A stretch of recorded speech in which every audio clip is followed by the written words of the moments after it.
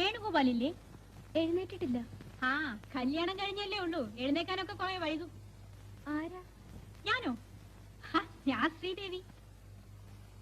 ഓ, എഴുന്നേറ്റതേ ഉള്ളായിരിക്കും. Bathroom പോയി ചേരണം. ആരാ?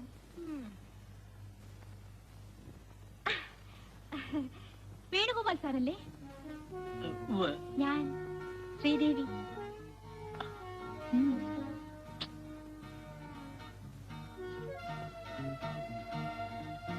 ആനന്ദ സാർ പറഞ്ഞില്ലേ? എനിക്ക് ആദ്യം മനസ്സിലായില്ല. ആളെവിടെ? ഞാൻ തന്നെയാ.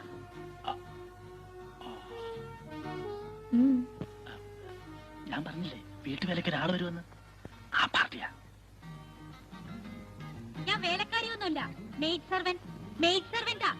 വേസ്റ്റ് ചെയ്യാനൊന്നും എനിക്ക് സമയമില്ല. എനിക്ക് കിച്ചണൊക്കെ ഒന്ന് കാണണം.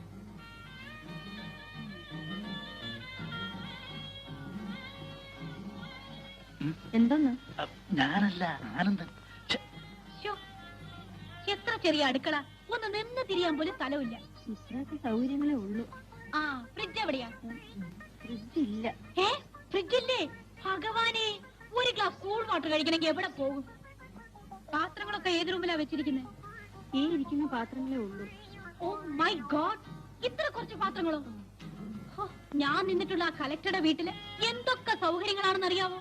പിന്നെ അവിടുന്ന് പോന്ന എന്താ? അത് ഒരു ചേഞ്ചിന്. എനിക്ക് എന്തിനും ഒരു ചേഞ്ച് വേണം. പിന്നെ കാറുണ്ടല്ലോ അല്ലേ? അയ്യോ, കാറില്ല. പിന്നെ മാർക്കറ്റിലേക്ക് എങ്ങനെ പോകും? സ്കൂട്ടറുണ്ട്. സ്കൂട്ടറോ? അയ്യോ, സ്കൂട്ടറിന്റെ പുറകൊന്നും ഞാൻ തരില്ല.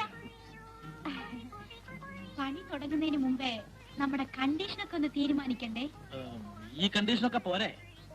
ഞാൻ പറഞ്ഞത് ഈ ശമ്പളവും ടൈമും ഒക്കെ ഒന്ന് ഫിക്സ് ചെയ്യണ്ടേ? പിന്നെ ശമ്പളത്തിന്റെ കാര്യമൊക്കെ ആനന്ദം പറയും. പിന്നെ ടൈം 5 മണി അടിച്ചാ ഞാൻ പോവും. അത് നിർബന്ധമാ. പൊയ്ക്കോളൂ. ഞങ്ങള് ബാങ്കിൽ നിന്ന് വന്നാ പിന്നെ ഇവിടെ ആരും വേണമെന്നില്ല. കാലത്ത് ഒരു 9 മണിക്കേ ഞാൻ വരൂ. അയ്യോ, അത് പോരെ ചേച്ചി. ഒന്ന് അഡ്ജസ്റ്റ് ചെയ്യണം. ഒരു 8 മണിക്കെങ്കിലും വന്നില്ലെങ്കിൽ ബുദ്ധിമുട്ടാണ്. അതെ, നോക്കാം. പക്ഷെ കുറച്ച് ലേറ്റ് ഒക്കെ ആയാൽ മുഖമൊന്നും കറുപ്പിക്കരുത്. ഇല്ല.